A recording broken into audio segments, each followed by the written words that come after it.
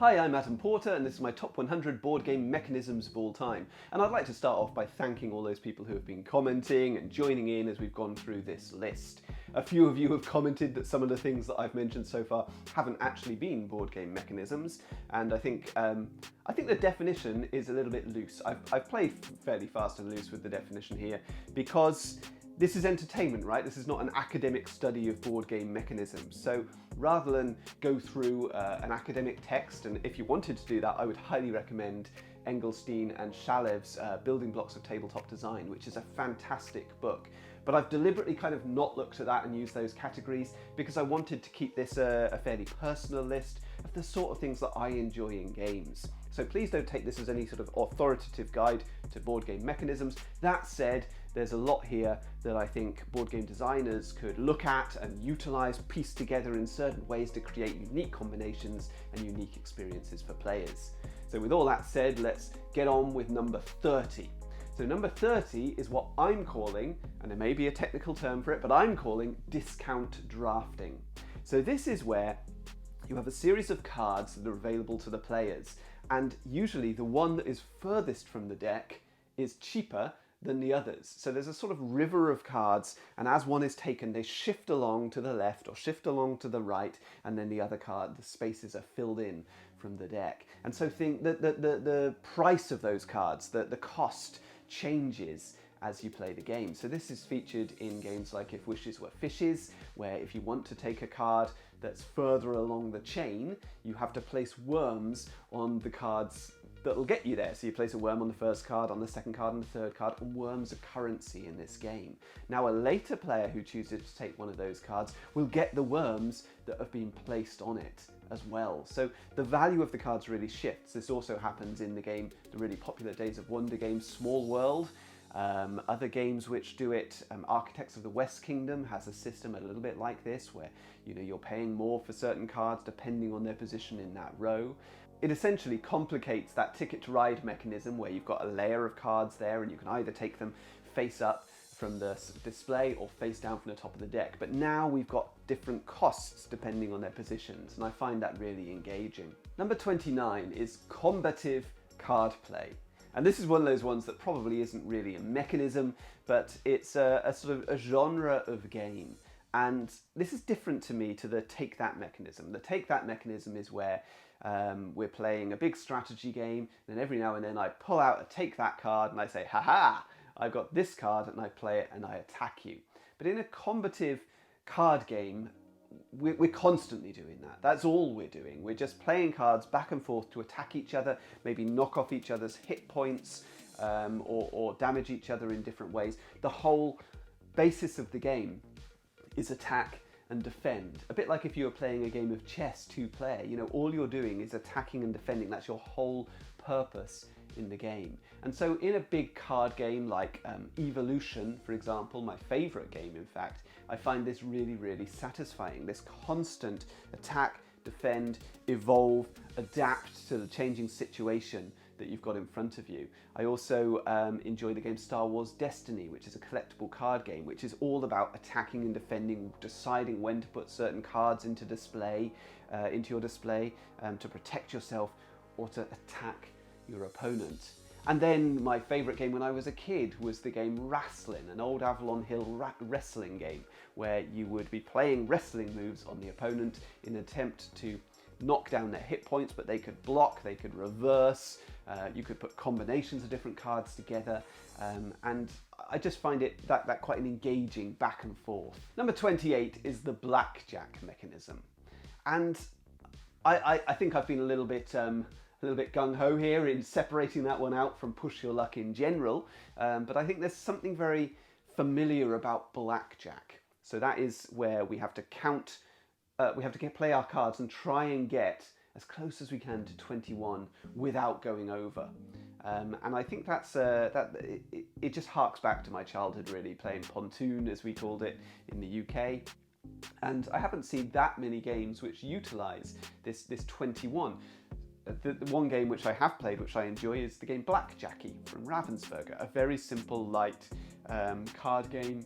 It's only available in German, but it's a fun game. You'd need some paste ups or a translation or something like that if you were going to play it in English, because there is text on the cards. But my own game, Combative, here, which I designed with Rob Fisher, this is very much inspired by Blackjack. We're trying to get to 21 or as close as possible and not go over in a two-player card game where we're dueling against the other players to control information about some sort of public figure or something like that. That's the compromat of the title. That's a purely thematic thing, but we've got several layers of kind of push your luck in here, but Blackjack is absolutely at its core. So this one is on the list mainly because of familiarity and nostalgia. Number 27 is drawing.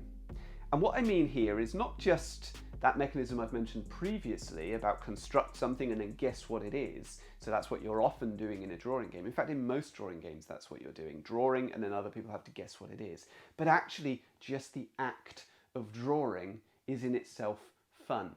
One game where you draw, but you don't have to guess anything, is the game Identic, or Duplic. It's got two names depending on where you're picking it up from. So in this game, somebody plays as the kind of, I don't know what they're called, the describer. So they take a card and it's got a really complex, slightly surreal line drawing on it of some sort of crazy scenario, crazy picture. It all makes sense, but it's a bit weird.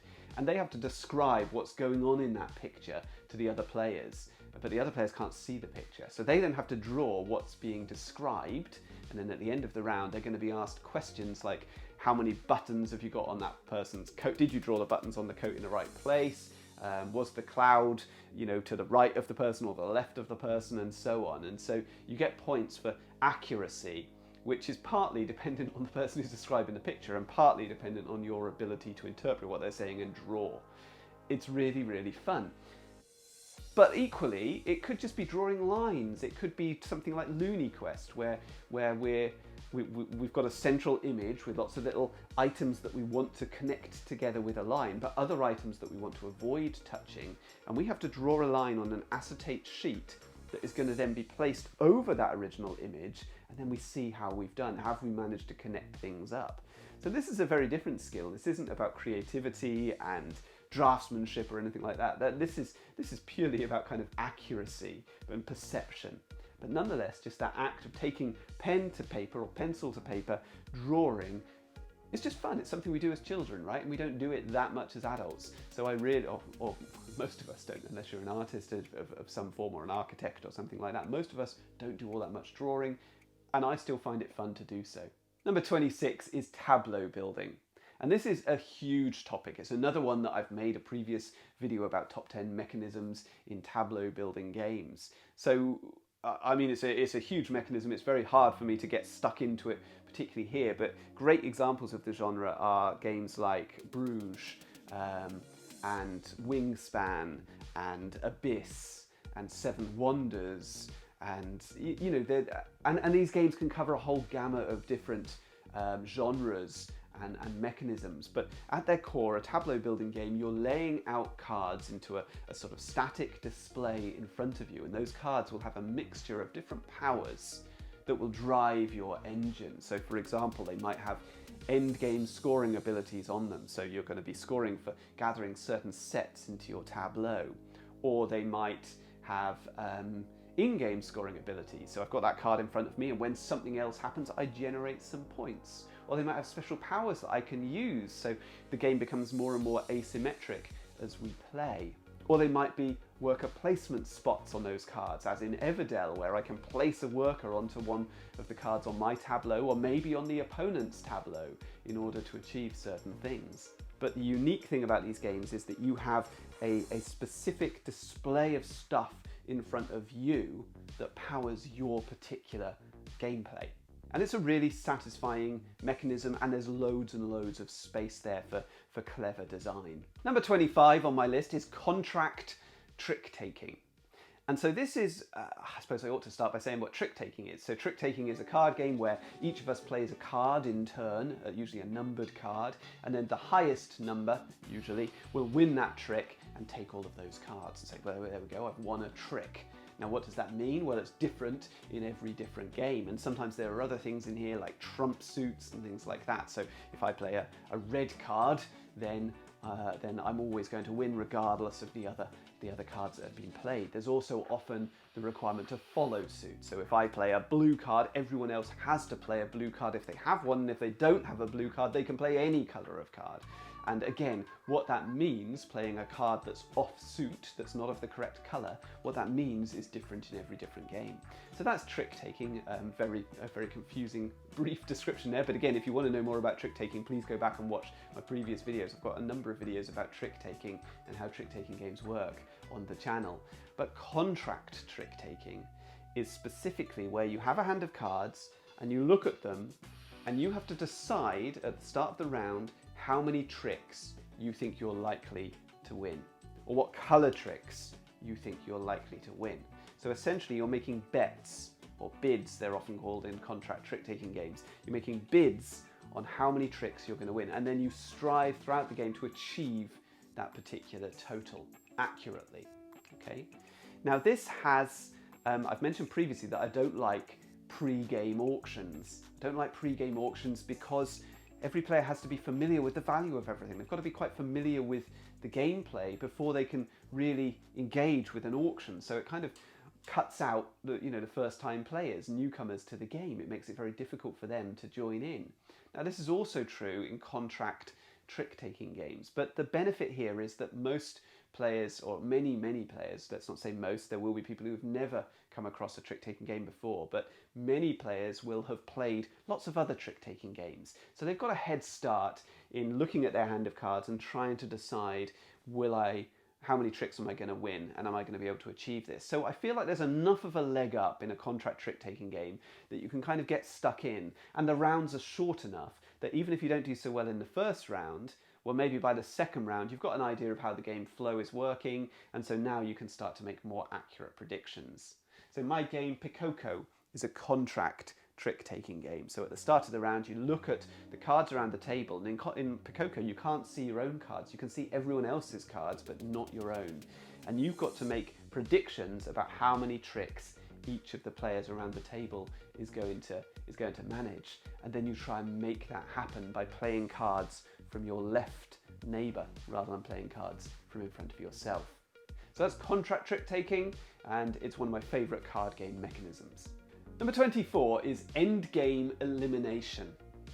And I've mentioned previously a mechanism that is unique to Haben Gut. Okay, the game Haben Gut, a stock market game. And that was about shared partial information to the left and to the right of you.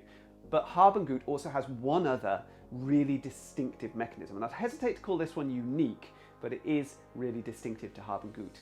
And that is, in Haben Gut, you're gathering up stocks, and every now and then you can place a stock onto your charity board, which means you're going to give any rewards from selling that stock at the end of the game to charity, but the other players don't know what you've put down there. When we get to the end of the game, the first thing we're going to do before we get onto endgame scoring and looking at who's got the most money is we're going to see how much everyone's given to charity. And the person who gave the least money to charity is eliminated from the game, regardless of whether they've got the most money. They probably will have the most money because they didn't give very much to charity, but they are eliminated regardless.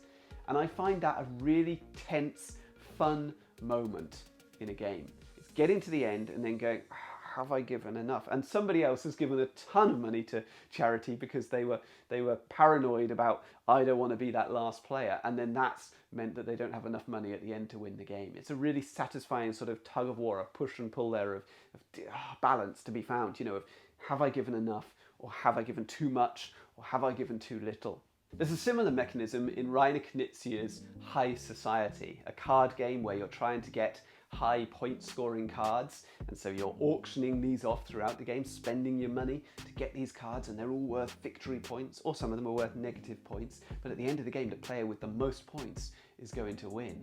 But before that happens, the player who's got the least money at the end of the game is eliminated from the game.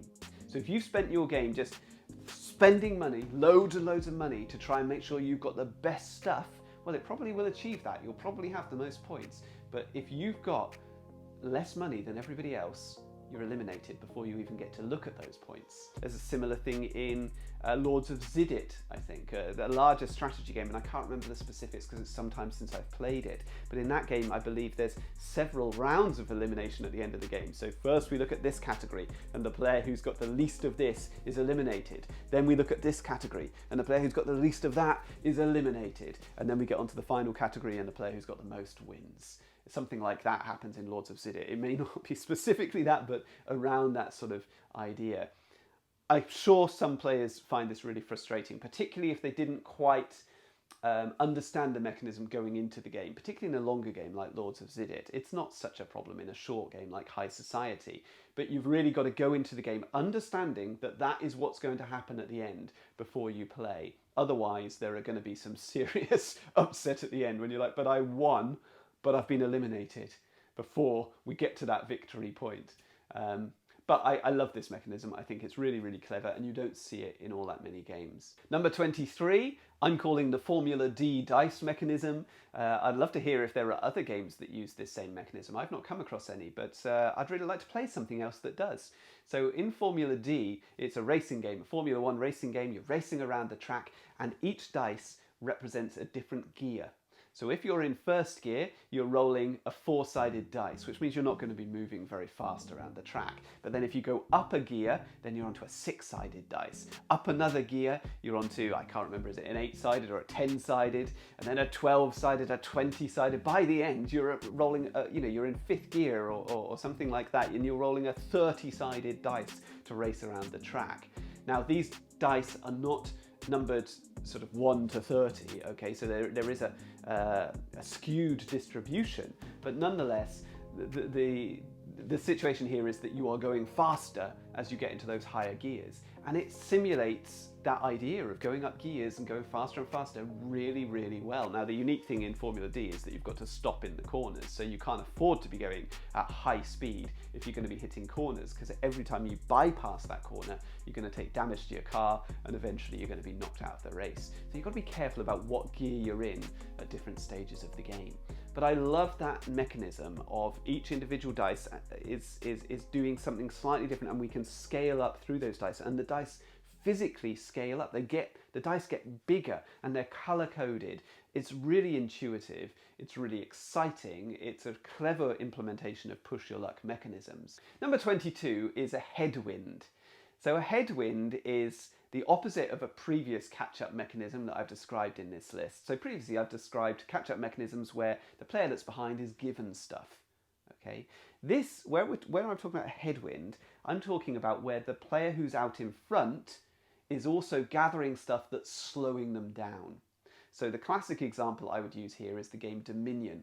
So in Dominion, the player who wins the game is going to be the person with the most victory point cards in their deck.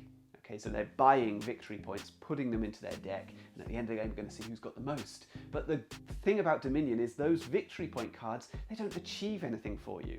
In fact, they slow you down, because if you pull a hand of, you draw a hand of cards and they're all victory point cards, nothing much you can do on that turn.